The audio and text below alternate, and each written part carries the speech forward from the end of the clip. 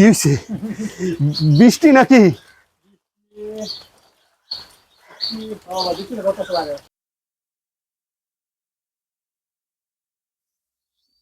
চান ভাই। হ্যাঁ ভাই, কি অবস্থা ভাই? এই যে বৃষ্টি নামছে, এর মধ্যে তো মানুষের সমস্যা। কত সমস্যা ভাই। এই যে জমিতে ধান ভাই, তোমার ধান পাকছে, ধান কাটতেছে, বৃষ্টি সব ভিজে গেছে ভাই। এগুলো তো হইবই, আল্লাহর ইচ্ছা। বৃষ্টি হইব, পানি পড়বো, ঝড় হইব, তুফান হইব। মানুষ যতই দৌড়াদৌড়ি করুক, এগুলো থেকে রেহাই নাই। কিন্তু ভাই একটা জিনিস ভাবতেছি ভাই, এই যে বৃষ্টিগুলো পড়ছে ভাই, এর উপরে কোথায় ছিল ভাই, কিভাবে ছিল এটা আমার মাথায় ঢুকতেছে না ভাই। আচ্ছা, এটা জ্ঞানের অভাব। এই যে ভাই এটা আমি বুঝতেছি, জ্ঞানের বাবা আমার। জ্ঞানের অভাব, জ্ঞানের অভাব। জ্ঞান নিতে হইব আগে। আগে বুঝতে হইব বিষয়টা যে কি। বিষয়টা হইলো, এই যে দুনিয়াটা আল্লাহ পাক সৃষ্টি করছে, হ্যাঁ, আসমান আছে, জমিন আছে, মাঝখানে বিশাল গ্যাপ। তার মধ্যে চন্দ্র আছে, সূর্য আছে, বিভিন্ন গ্রহ নক্ষত্র আছে। এই গ্রহ নক্ষত্রগুলো যার যার গতিতে চলে। কেউ কি আজ পর্যন্ত শুনছো এই গ্রহ ওই গ্রহের সাথে টক্কর খাইছে বা ধাক্কা খাইছে? না, খায় না। শুনি নাই। এটা কোনো সময় হইবো না। না।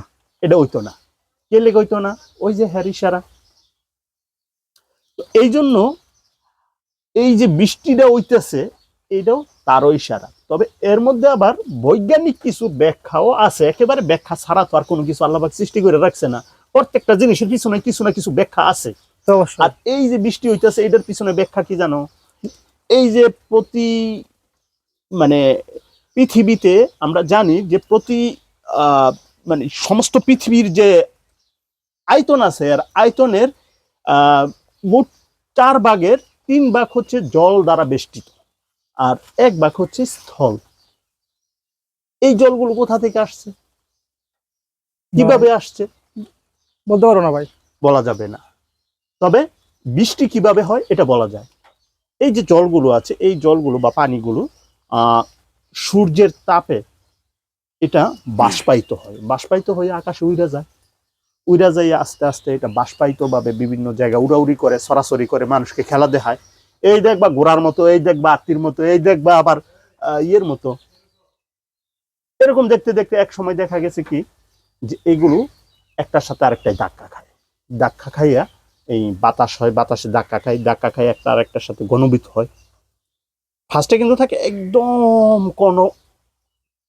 কণিকা, যেটা কিনা একেবারে মানে খুব ছোট্ট আকার। এটা বাষ্পটা যখন একটা আরেকটার সাথে ধাক্কা খায়, ধাক্কা খাইতে খাইতে এটা কিন্তু আস্তে আস্তে ফুটাটা বড় হয়। আর বড় হইতে হইতে হইতে হইতে এক সময় যখন এটাকে মানে একটা আরেকটার সাথে ধাক্কা খাইয়া বড় আকার ধারণ হয়ে যায়, তখন এটা ফুটা ফুটা নিচের দিকে দাবিত হয় বা পড়া শুরু করে। তো এই ব্যাপার তাহলে। এইগুলো ব্যাপার এই যে আস্তে আস্তে পড়তে পড়তে এগুলো পরে এইভাবে বাইসা যায়, বাইসা আবার সেই সাগরে যায়, সাগর থেকে আবার নদীতে যায়, নদীতে যায়, খালে যায়, বিলে যায়, তারপরে সাগরে যায়। এই সাগর থেকে আবার বাষ্পায়িত হইতে হইতে আবার আকাশের দিকে উড়ে যায়। এই হচ্ছে মূল ঘটনা। ও এতক্ষণে তাহলে বুঝলাম আমি।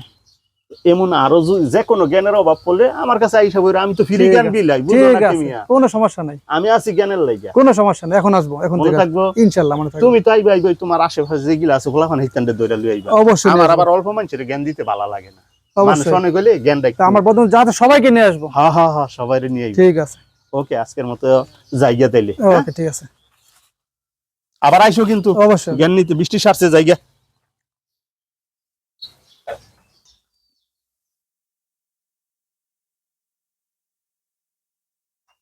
হুম।